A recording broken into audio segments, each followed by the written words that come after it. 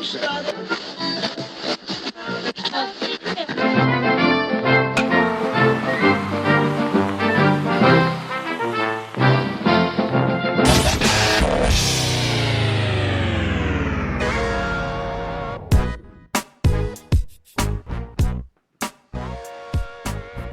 back to another episode of Sean and Ed's Do Baseball. I'm Sean. And I'm Ed's. And we are doing baseball history. That's right. We're a bi-weekly baseball history podcast where the story catcher doesn't know what the story pitcher is towing the rubber, throwing them.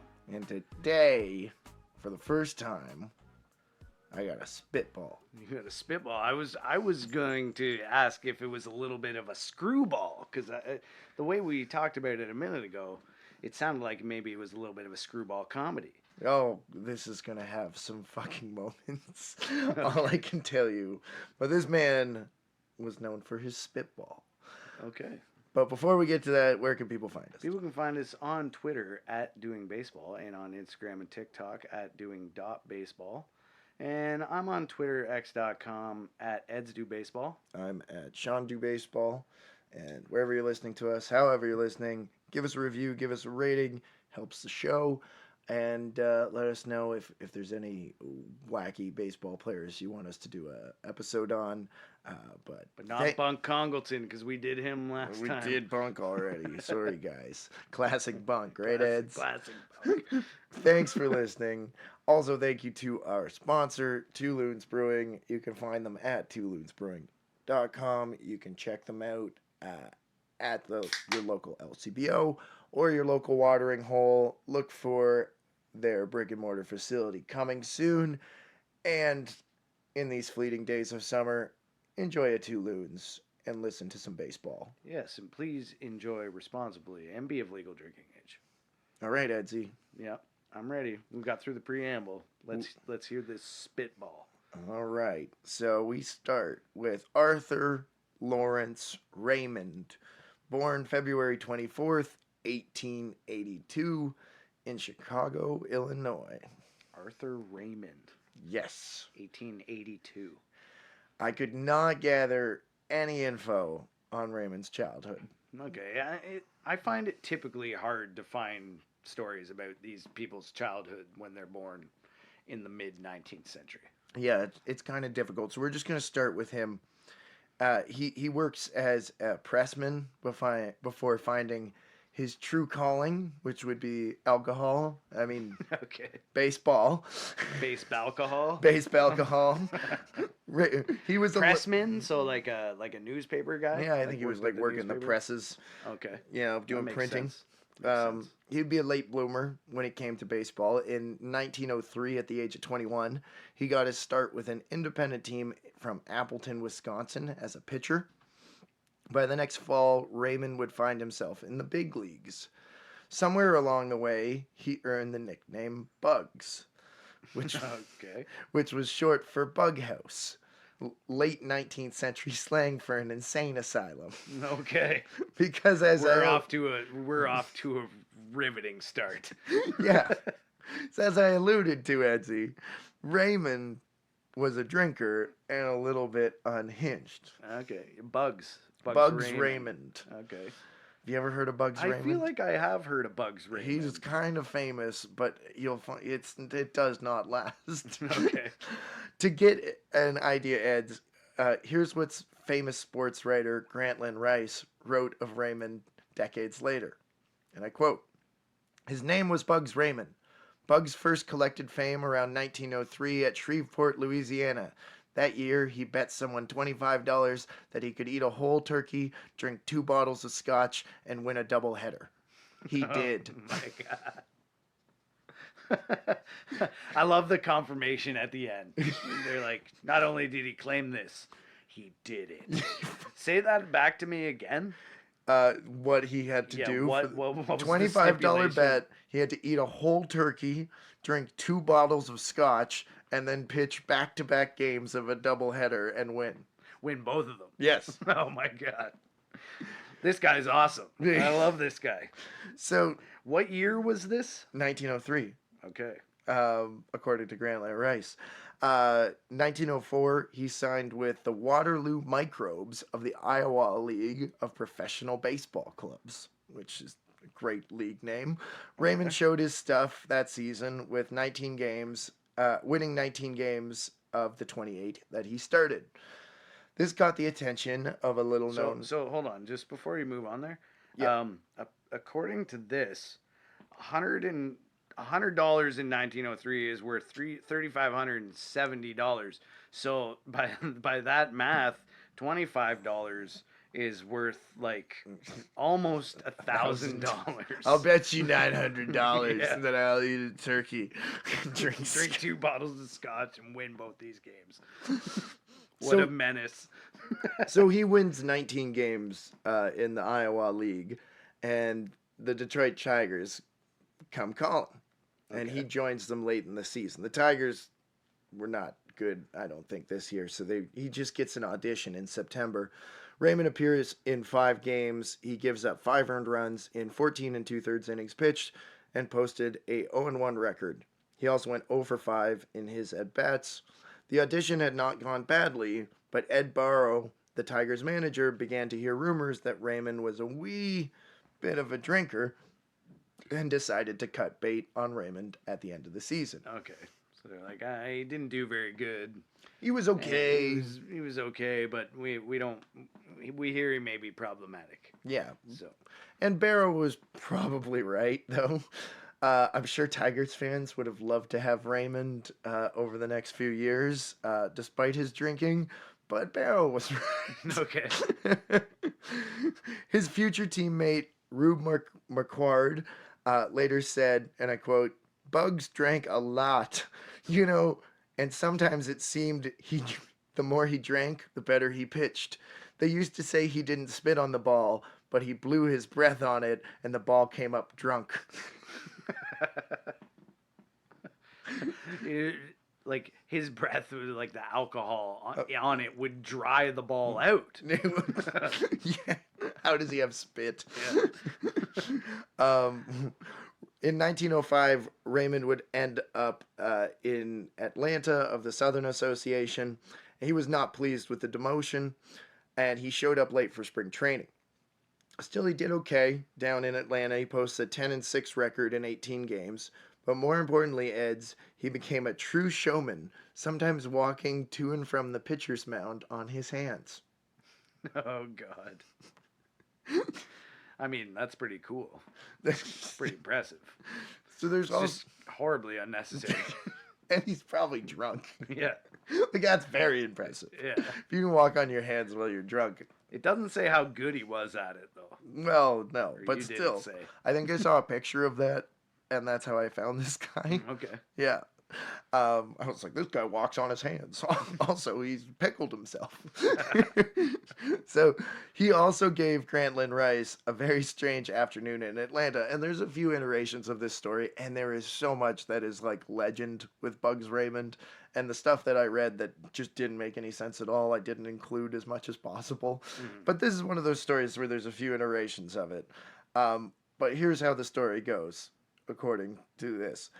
I quote, "By some odd chance before starting a 1.5 mile walk to the ballpark, I happened to be taking a drink at some wayside bar in preparation for the trip. A heavy hand fell on my shoulder, and as I looked around, there was an unkempt-looking fellow, around 200 pounds, who wore no necktie and hadn't shaved in at least 2 days. Here was the king of all tramps I'd ever seen." And I quote, "How about buying me a drink, fellow?" was his opening remark. I bought him a drink. Then I had to buy him another drink. "How do we get to the ballpark?" he asked. "We walk," I said. "If you're going with me." Then sudden morbid thought hit me. "Isn't your name Raymond?" I asked. "Yes," he said. "Bugs Raymond." I figured then what my recommendation to the Atlantic team was worth. Something less than 2 cents. "Do you happen to know," I suggested, "that you are pitching today against the Boston Americans?" "Never heard of 'em," Bugs said. "Where's Boston?" So is he like bullshitting that guy? Or I is think this- he's bullshitting him. Okay. He's just But like the guy's- pretending he doesn't know. Yeah, he's like, "Oh my god, this is like a baseball player. I'm having a drink with him in a bar." And then he's like, "Wait, aren't you pitching today? No, buy me another drink. Yeah. So they start. They're like, he's like, let's go. Like, don't we have to go to the park? And Bugs Raymond's like, how do we get to the park? And dude's like, I don't know, man. I spent all my money on alcohol for us, so let's walk. And they start walking to the park, Ed's. But a Buzz Raymond starts throwing rocks at birds, like just picking them off. Yeah. And I quote, on the walk to the ballpark that afternoon, Bugs spent most of the trek throwing rocks at pigeons, telegraph poles, and any target in sight. People I had known in Atlanta gave me an odd look after taking a brief glance at my unshaven, rough, and rowdy-looking companion. He does sound exactly what, like, a drunk person is. Yeah. You know? So they arrive It's fun to throw rocks at stuff when you're drunk, man. It is. See, and he considers this warming up because by the time he gets to the ballpark, he tells the Atlanta coaches that he's ready to go. It's like I threw 400 rocks I on the killed way here. 4 birds on the way here. Grantland here can tell you. He's writing it down. You see his notepad. Raymond throws a 2-hitter with 12 Ks against the Boston Mariners. This guy is fucking incredible. The Atlantic Constitution wrote, quote, Bugs was in his glory. It was in the 8th inning before a single hit or run was scored off his delivery. Incredible. He's like the drunken master. Yeah.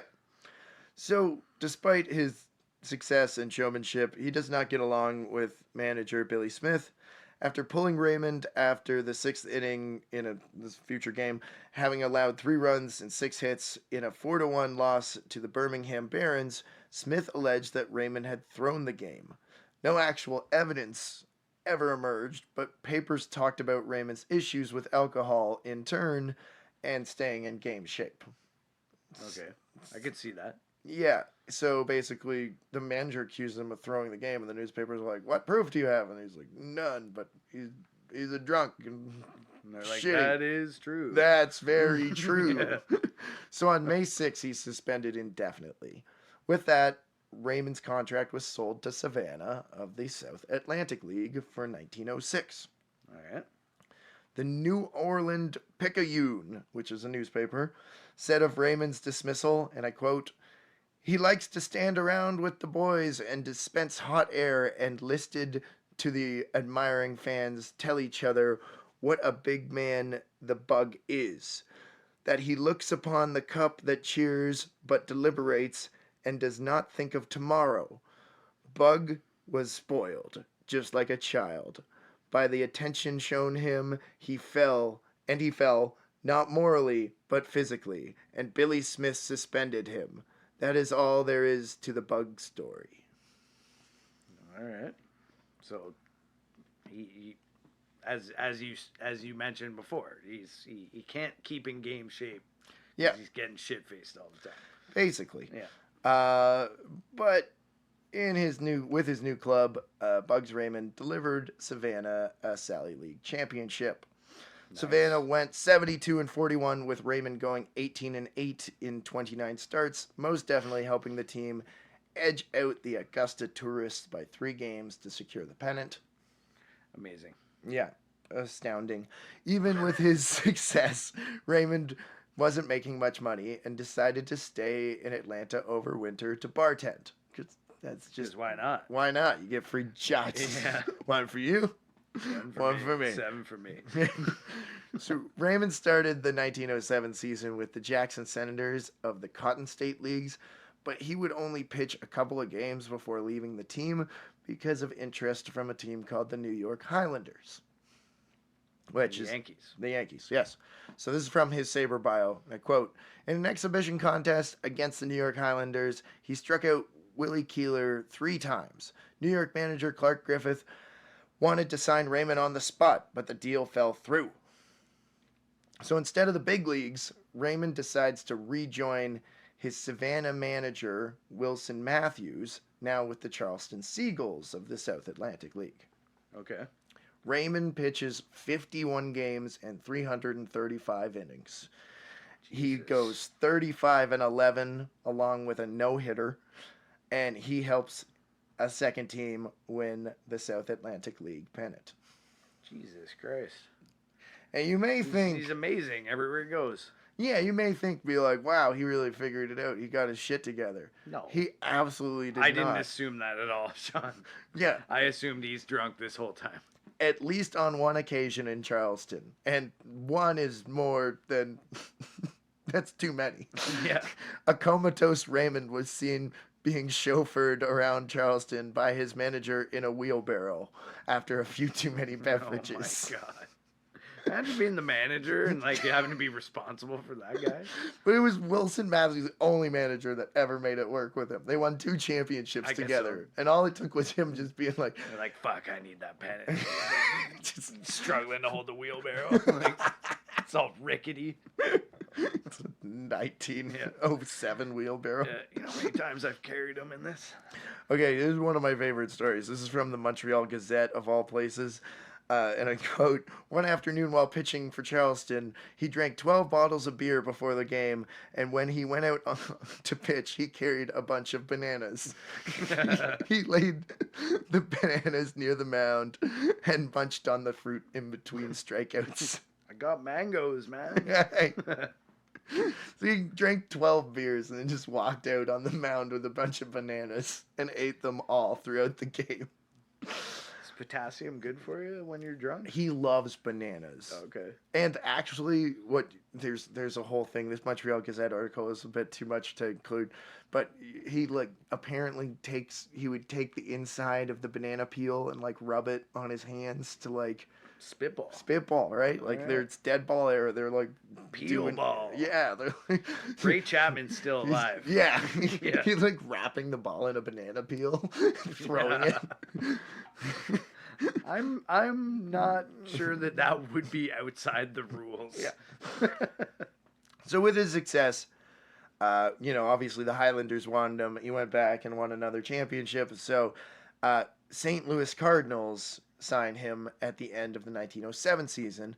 The Cardinals were at the end of a terrible season that saw them lose 101 games and figured it didn't matter about Raymond's alcoholism because he could pitch. Mm-hmm. And pitch he did. He put up a 1.67 ERA in 62 2/3 innings pitched. Christ. I mean, if his fuel is booze, that'd be a good town. Oh, yeah, a good town to be in. Didn't think about that. You're right. So he in 6 starts he goes 6 complete games along with 1 complete game shutout. It looked as though the lowly Cards had found an ace for 1908. But then Raymond got run over by a car and died. Died? Well, it was what was reported. Okay. I was like, we were only 17 minutes in here, man. Imagine I just did that. Yeah. And he just fucking got hit by a car. Is this Pulp Fiction? Yeah. So, luckily, he didn't die. November 20th, 1907, the Pittsburgh Press ran the story with the headlines, Bugs Raymond, not dead. Oh, thank God. That would be my reaction to seeing the headline. The story read, and I quote, the St. Louis pitcher who was reported to have been killed by a streetcar Monday night is alive and uninjured. Oh, a streetcar. Yeah. Raymond, I thought it was just a regular car. Yeah, no, it was a street. Continue the quote. Raymond was about the city today and denied ever tried to stop a streetcar by getting in front of it. I mean, all right. Yeah. So they found him walking around. I wonder why they thought he was dead. Did he actually get hit by a streetcar? Probably. Or was he just another drunk guy? Well, he probably got hit and didn't remember it. And he's like, I'm fine. They're like, that's possible. Half your body's bruised. No, it's normal. I was blackout. So he comes back to the Cardinals. 1908, in his first start, he throws a no-hitter against the defending champion Chicago Cubs. Mm-hmm. So that's great. Except he also walked 6, and the Cards made 5 errors, and they lost 2-0. What the fuck? Yeah. He throws a one-hitter, and he loses 2-0. Oh, okay. I thought you said no-hitter, but still. No, one-hitter. But still. One-hitter. That sucks. the trend would continue for Raymond as he put up a 2.03 ERA in 321 and a third innings pitched, but unfortunately had a record of 15 and 25 with the terrible Cardinals bats getting shut out in 11 games that Raymond pitched. Oh, so 11 shutouts? Yeah, he had no run support in 11 my games. God. I would drink a lot too. Like, you bastards. Bring me 2 bottles of scotch for this game. John McCloskey feels for him. I love that you said that because John McCloskey, the Cards manager, he's trying to keep him happy, and he insists that the A's stay sober only on the days he's scheduled to pitch. Okay. He's like, drink all you want. You can be shit-faced as you want any day of the week. Just come a little bit shit-faced on the day. Yeah, he's like, come sober. And he did. I'm sure he didn't. No. Sometimes he would, and other times he would obviously be drunk or just a little bit drunk. He'd show up late. One time he showed up, he called and he was like, no, I'm sick. And they're like, no, you're drunk, fuck off. And he was like, well, and they're like, come pitch. And he was like, all right, fine. And he shows up and he beats the Cubs without even warming up. It's like, I'm here. But there was also some darker things, as we know, happens with alcoholism. One legend has it that when Raymond was trounced by the Pittsburgh Pirates on what I think was September 7th, 1908, I went through all the game logs, he didn't even bother to change from his uniform after being removed. He walked straight out of Exposition Park in Pittsburgh, and, quote, in his baseball togs, stopping at every wet goods emporium on the way. At one of the bars, he slammed his glove down on the counter and ordered a beer and announced, this is on the house. You know me, old pal. I'm Bugs Raymond, the pitcher. Oh, so now he's not denying who his identity is. Oh, yeah. Bugs eventually... Don't you have to pitch today? I did. I already did. Give me a fucking beer. You got a full turkey as well. So Bugs eventually got his drunk ass back to the Cardinals hotel, and John McCluskey just fucking is mad and beats the shit out of him. Beats the shit out of him. Well, because he just walked out of the, they took the ball from the mound and he didn't even stay in the dugout. He just walked out to the bar and started drinking. Yes. But beats the shit out of him? Yeah, they beat the shit. Both would they not be with the team. They just jumped him. You'll see. By the end of this, you're going to be like, yeah, I'd beat the shit. Okay. I don't want to give away the ending, but that's along the lines of the ending. Right. Not surprisingly, after that, Raymond was a part of a three-way trade with St. Louis, Cincinnati, and the New York Giants that sent future Hall of Fame catcher Roger Bresnahan to the Cardinals and sent Bugs to the Big Apple. John McGraw figured he could handle Bugs and his booze, and by God, Edsy, John McGraw tried his best.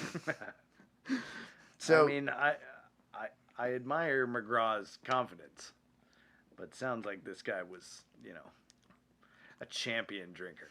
Yeah, so they give him only a small allowance during spring training, just enough to eat, and they forbade him from purchasing alcohol, obviously, and instead of paying his salary directly to him, they would pay it directly to his wife, who is obligated by contract not to send her husband money.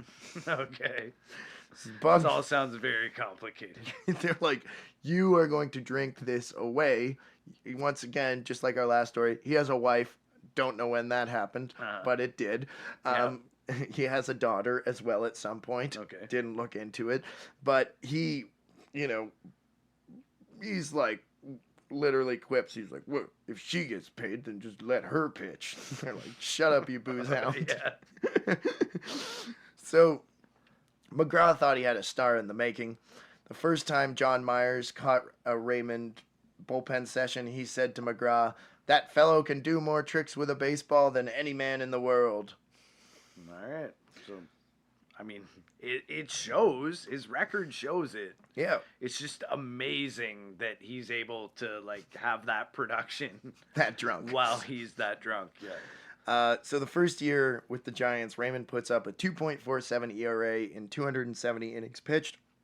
The Giants would win 92 games, but still finish 18 and a half games back behind the Pirates for first place. Wow. Yeah, the Pirates were wicked. Yeah, clearly. Bugs still found ways to drink and be a general shithead. In one story from his early days in New York, he was asked how to throw his spitball by a waiter at a tavern. A drunk Raymond promptly grabbed his glass, licked his fingers, and threw the glass through the front window. He looked at the waiter as he sat back down and said, "Notice the break?" The great pun. The fucking great pun. Pun master. There you go. That waiter's, I shouldn't have asked. So on September 1st, 1909, Raymond is hitting, and he's struck by a Les Backman pitch behind his left ear and knocked unconscious. Oh. Yeah, his teammates carried him to the bench, and he was like unconscious for a little bit, but yeah, he woke up. He's good.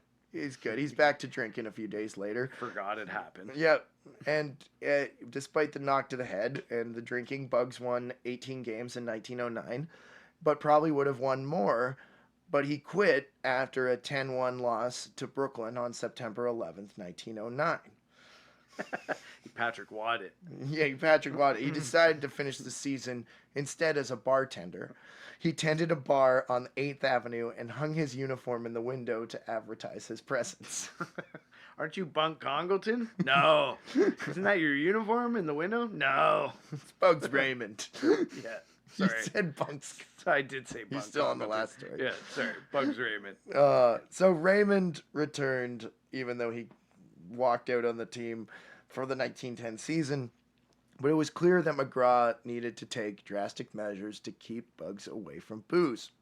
At spring training, McGraw insisted on buying Bugs a suit instead of giving him money to do it himself.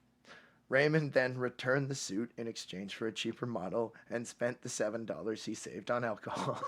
Oh, jeez. Why would he think of it as buying him a suit would make him not drink alcohol? Well, I think he was like, hey, you need to buy a suit, or the team's going to buy you a suit. But he realized, he's like, I can't give him the money, or else he's going to just get I see drunk. what you're saying. Yeah, So yeah. he bought him the suit himself, and Raymond still found a way to get money out of it for alcohol. Because the team's only giving him enough money for food. Yes. Or, yeah, like, it's that much of a problem.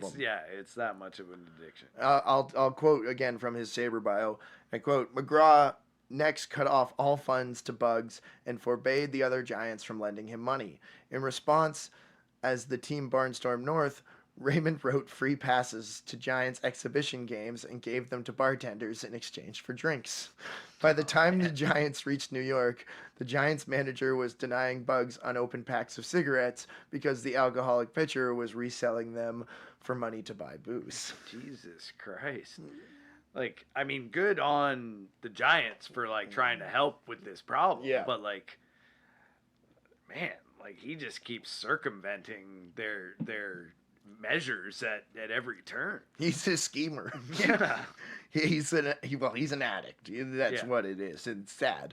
Yeah. So McGraw eventually takes a step further and hires a retired police officer, Dick Fuller, to follow Raymond around and make sure he doesn't drink. All right. And he's not the subtle. beer baron. He's not subtle about it. He's like, I will get you, Bugs Raymond. He's just walking behind him on the street. Like, he's not like standing. No, like he's not peering around staking him corners. out. He's just like, a McGraw guard. hired me to follow you. Yeah, you better not drink. Yeah. So Raymond later told the St. Louis Dispatch, I quote, I got down to brass tacks with him and told him how I could conch his job for life if he wanted to. I explained that he ought to let me cut loose just a trifle, now and then, but he couldn't see it that way. He always wanted to strap me down. What language? Yeah. You should let me cut loose a trifle. Just a trifle? Yeah. Come on. Raymond I would don't know what that even means. Raymond would constantly find ways to evade Fuller, and eventually the two ended up in a fist fight on the streets of St. Louis, with Fuller giving Bugs a black eye. When Raymond complained to McGraw, apparently McGraw promptly punched him in the other eye. So that's two managers that have hit him now. I mean, yeah, makes sense. In another incident, McGraw sent the Bat Boy to the bullpen to get Raymond. Not being able to locate him, the team's trainer looked and eventually found Raymond drinking at a nearby tavern. McGraw said, and I quote, "He had taken the new ball that I had given him for warming up and sold it to the saloon keeper." Oh my god. So he just like will turn any trinket that he can get his hands on Into a drink. Into a drink if he can. And so in July That sucks. 1910, he's doing worse. So on top of all these issues and the team spending, like hiring people full time to follow him, Hiring a beer bear. Yeah. He's got tabs. a 3.81 ERA, which sounds fine, but it's about a 79 ERA plus back in the day. It's not a good ERA. You want your ERA in the twos at best. Yeah. Here, and he's got a 4-11 record as well. So it's not good. So McGraw, and this is July, McGraw had enough. He gives Raymond a train ticket home, saying to the press, and I quote, "I'm through with Raymond. I've tried everything to tame him, and he keeps getting worse. He put the club to a big expense, and when we kept him sober, he couldn't pitch. Many persons have advised me that he could pitch better ball, or at least would pitch no worse if we were kept in pickle. But the New York team isn't going to stand for that sort of work. If we cannot win with sober men, we will lose rather than exploit such a character as leading light of the game."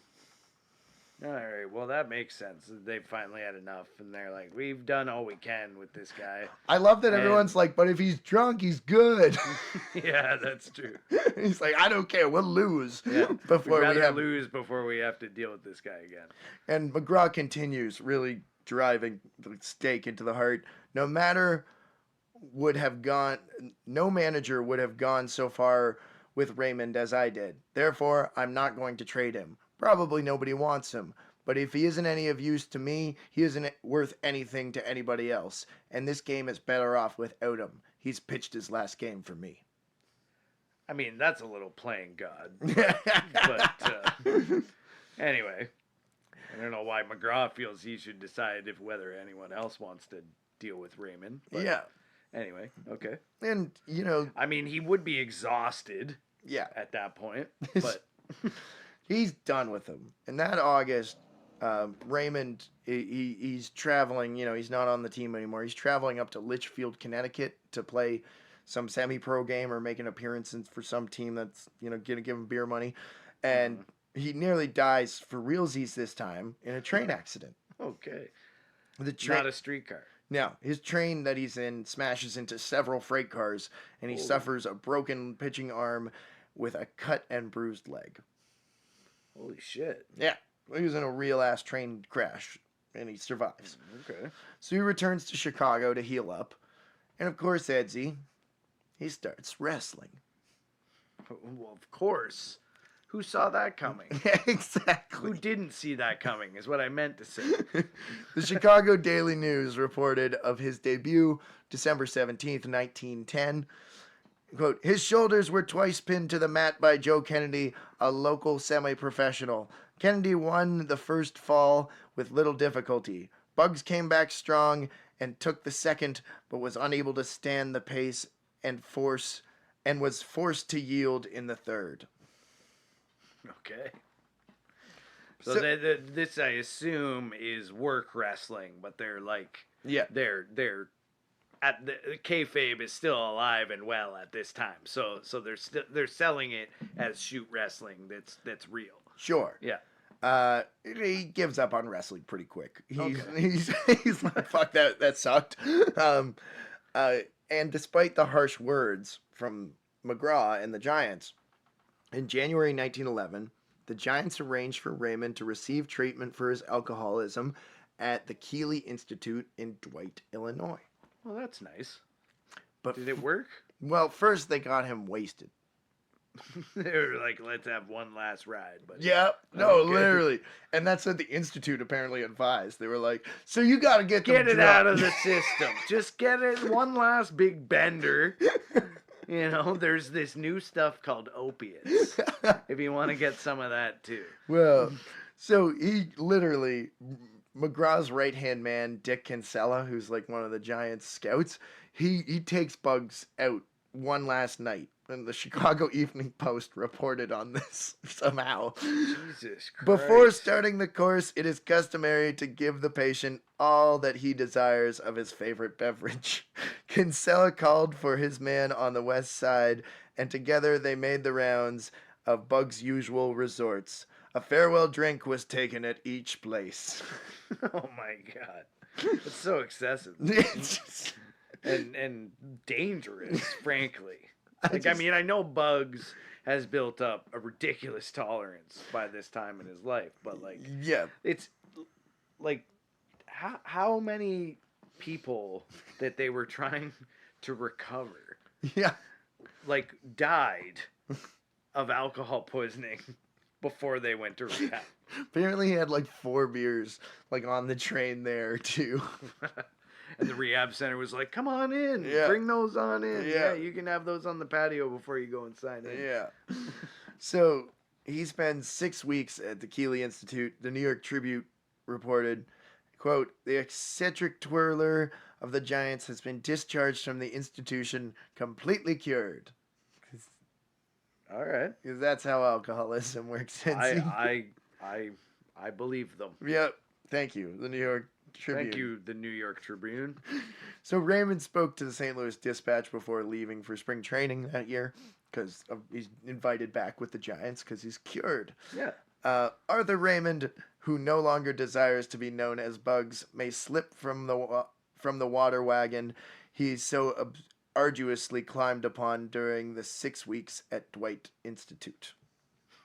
So he doesn't want to be Bugs anymore. I've been in the bug house. It's an offensive term.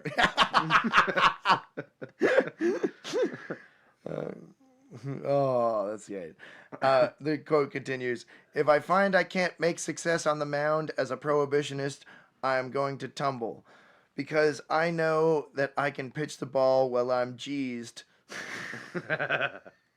I will be a pretty rich man at the end of the season, though if I keep riding high and dry. So he's saying, he's like, I don't know what's going to happen, but I better pitch good sober because I'm going to get super shit-faced again because I know I can get rich as a drunk pitcher. Well, he's first of all, I think he's saying, if I can't make a success on the mound as a prohibitionist, I am going to tumble because I know that I can pitch the ball when I'm jeezed. So basically he's saying this, like, if I don't pitch well sober, I might fall off the wagon. That's what I'm saying. Yeah. Yeah. And he's like, and I know I could make a lot of money at it too. It's almost like he's convincing himself. Well, I think the last part is saying he will be a rich man if he stays high and dry. So if he pitches well and is sober. Also, because he won't spend his money. And also, he'll be a rich man. Yeah, and he'll also get a better contract, and he'll be a major leaguer. Also, the use of the word jeezed is amazing. Geezed. Direct quote from a newspaper. When I'm jeezed. McGraw had changed his tune and seemed hopeful to turn a new leaf with the spitballer. I quote, Raymond is the best right-handed pitcher in the big leagues when he's sober and decent. Mm-hmm. Sadly, sounds like he's like one of the best pitchers when he's hammered too, though. I mean, I'm just saying. We just said, like the quote at the end of last season was just like, I don't care if he pitches better when he's drunk. So sadly, Bugs would not even make it to the end of spring training before he falls off the wagon. The team stayed at the Oriental Hotel on a trip to Dallas that spring, where they always served cocktails during Sunday night dinner service, and Bugs let it to temptation. A quote, Knowing the head steward, Bugs decided to visit him. He left the dining room and started to the kitchen. As he stepped through the swinging doors, his eyes lighted up on long rows of cocktails. Hundreds of them lined up in a row. Promptly, Raymond started right down the first row, drinking one after another until he had consumed more than a dozen. Oh my God! So he fell like right off the wagon, literally from and a got movie. Run over by every wheel of that wagon. Yeah, he just fucking... There were 2 wagons, in fact. There's a highway of wagons. Yeah. Oh my God! 12 martinis. So he's just chugging chugging the free cocktails. Fuck. So McGraw hears this, and he's like, "Okay, was it like? Did he fuck up, or like is he drinking?" So he hires another detective to like slyly follow him around. He's like, "Don't tell him. Don't tell him." There's other stories, like there's legends of like McGraw hiring somebody to like follow Raymond around, and then can't find them, and then hires another detective, and that detective finds the other first detective drinking with Raymond. Like there's some I can't confirm. I just did what I mostly could confirm with this guy. So McGraw hears. Yeah, so he hires a detective. So the detective's like, yeah, he's fucking drinking, man. Yeah. And instead of going public, because all the New York newspapers are like, Raymond's turned a new leaf. He's going to be great. He's all sober and shit. So he's like, well, do I go to the press and be like, no, he's not. Like, he's being a shithead again. So instead he calls Raymond and he does a little trial with legendary New York writers Sam Crane, not the murdering baseball guy, Sid Mercer, Bozeman Balger, Damon Runyon, and Charles Van Loan as jurists. Okay. Bozeman Balger, by the way. Yeah, amazing. Okay, carry on. This is from Baseball History Daily. And I quote, this is McGraw talking, "Gentlemen, I have called upon you to sit as a jury on this man. He has promised all of you not drink, and you have given him every help. You have praised him in the papers. He has violated that faith. He is a bum that's laid down on his friends." Oh. Yeah. They're really sour. So he presents the evidence and asks the reporters to decide whether to share it with their readers or give Raymond a second chance. Okay. McGraw read the detective report to the assembled jury in the back room of the Turf Exchange bar in Dallas. Raymond drank several glasses of beer, ate a handful of pretzels, and 2 Bermuda onion. And asked for a whole turkey. On to the nearby night saloon, Raymond had drank 9 glasses of beer, 8 more pretzels, and 2 or 3 more onions. Raymond called the report a damn lie. "Mac, of course I might have had a couple dozen glasses of beer, but I'm telling you it's a lie.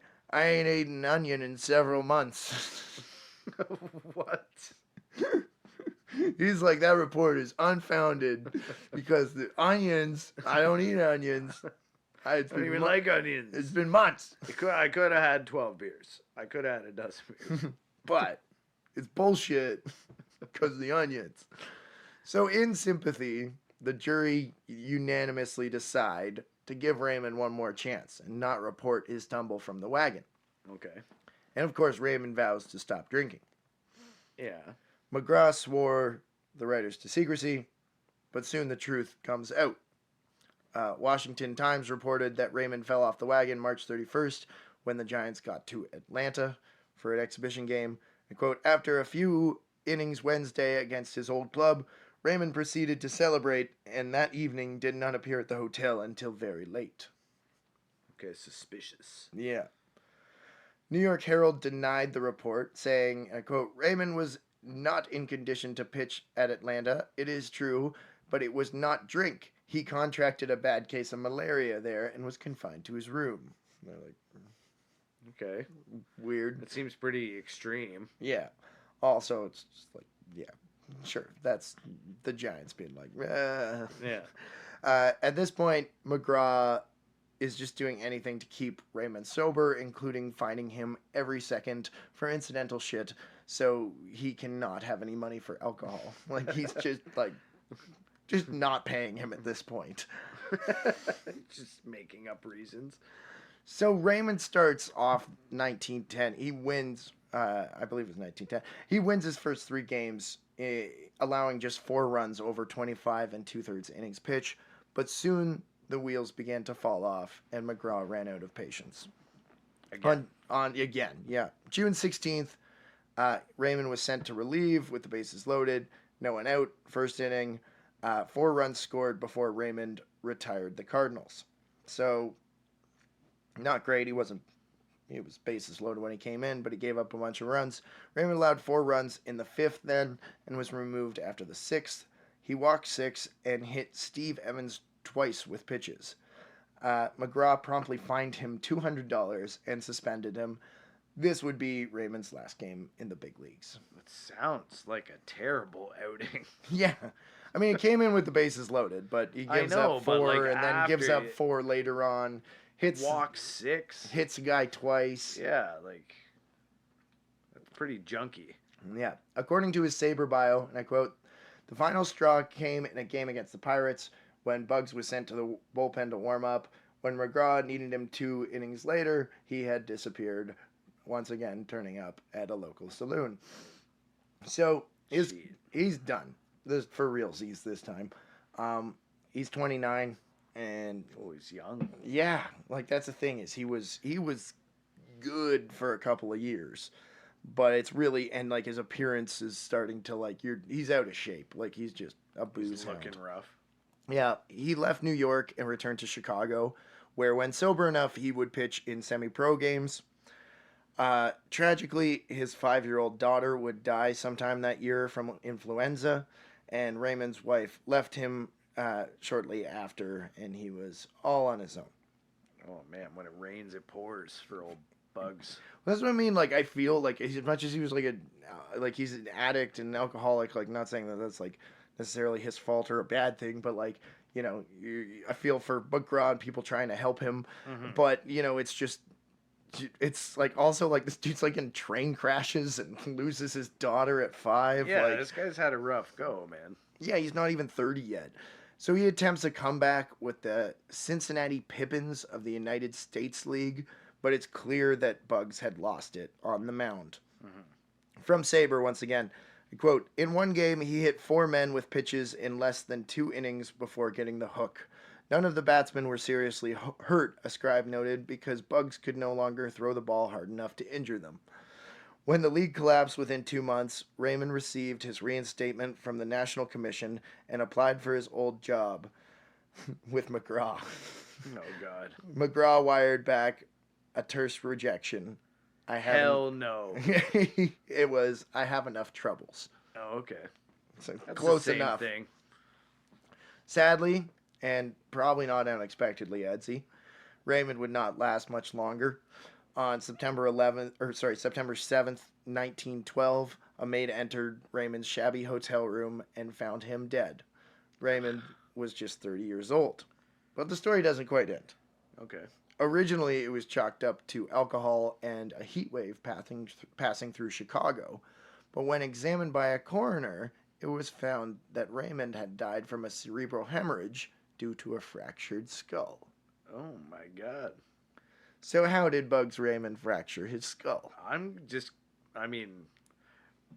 Following the story, I feel like he just fell down at some point. Very well could have. He fell some point somewhere. Look, I'm not here to give you answers. I kind of am, though. Witnesses began to come forward saying Raymond had been in a drunken brawl in the grandstands of a Chicago sandlot earlier that week.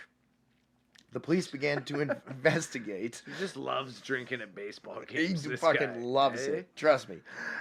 Police began to investigate. They ended up arresting 23-year-old Fred Segrans. And Segrans confessed to fighting Raymond several days earlier. They had both been fans at the game when Raymond got struck by a piece of brick and then wildly threw it back in the direction it came from, striking Segrans. So what? Yeah, What? What do you mean he got struck by a piece of brick? And also, that could have fractured his head. Yeah, like... He gets hit by Who threw the piece of brick? We Segrams? don't know. Oh, okay. Just some rando. But he turns, someone near Segrams throws it. He turns around. This is like... throws it, and it hits Segrams. Segrams takes offense and just beats the ever-living shit out of Raymond. Oh, my God. Including kicking him in the head several times. So Grants knew Raymond and lamented to police during his confession, I quote, "I've known him for 15 years. I would not have hurt him bad for anything." So he was just like, he hit me with a rock. Like, Yeah. I got mad for a second. Yeah. So I honestly don't know what ends up happening to Segrans. Thought this was America. But Bug's brother Frank Raymond, kind of, I guess, comes to the aid of Segrans, and he tells police that although the young man had beat the shit out of Bugs, that was not the only time recently that Bugs had got beat. Frank Raymond. Bugs was starting fights all last week. Yeah. All last week, man. Every day. Frank Raymond told police that a couple weeks ago, Bugs had gotten into an argument at a different game with an unknown individual he was fighting with, took out a bat and hit Bugs over the head. Oh my God. He's like literally like Randy Marsh in the South Park episode. So, who knows who killed him or how he died, or like whether it was the Grands or the baseball bat or the brick. But or it wasn't just... a heat wave and alcohol. It was the busted skull from one of these 17 fights he had the week before. Exactly. Okay. I don't know if Segrans was released, but he probably should have been. Okay. I couldn't find that. I will say, we'll finish off with saying that when John McGraw heard of Raymond's passing, he said very harshly, "That man took 7 years off my life." Oh my God, like just no compassion whatsoever for it.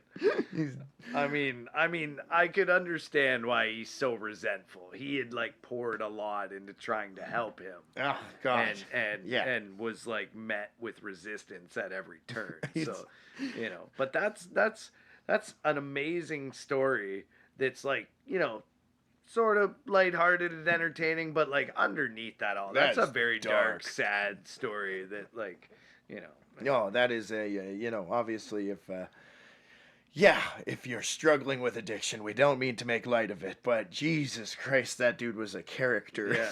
Yeah. And just the bananas, like we love bananas, man. Like obviously, like he just alcohol and bananas that made him happy. Yeah. That was, and as I say, it's unfortunate because he died at 30 and had a 6-year major league career. Yeah. Who knows what his career or life would have been like if he had not fallen off the wagon. Yeah. Again, but anyway. Well, maybe we just would have been a pressman his whole life. Yeah, it's true. He's making papers. Well, that's a classic episode of Sean and Ned's Do Baseball. 6-year career, dead by 30. Yeah. Yeah, if you might want to go and hug your family, anybody that's listening, so go ahead and do that. Yeah, and where can people find us, Edsy? People can find us on Twitter at Doing Baseball and on Instagram and TikTok at Doing.Baseball. And I'm on Twitter, X.com, the everything app, whatever you're calling it these days, at Ed's Do Baseball. And I'm at Sean Do Baseball, and we appreciate it. If you give us a review, give us a rating, give us a follow, whatever you can do, help the pod, tell your friends, tell your family, enjoy baseball. And enjoy two loons. Well, it's still hot out. And until next time, I'm Sean. And I'm Eds. And we were doing the baseball. Okay, bye.